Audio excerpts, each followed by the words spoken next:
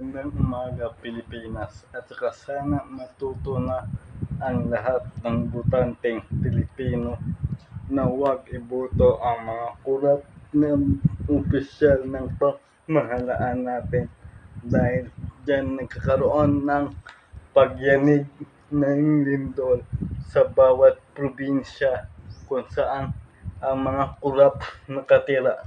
Tingnan nyo, ang Davao, inuna dahil nangungurakot din ang kanilang mga amo na pamilya Duterte.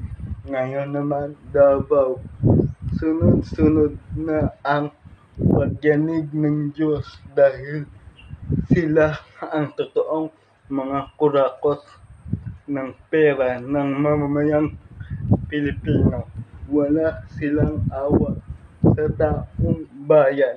Gusto lang nila ang pera ng Pilipinas dahil gusto nilang maghirap ang bayan.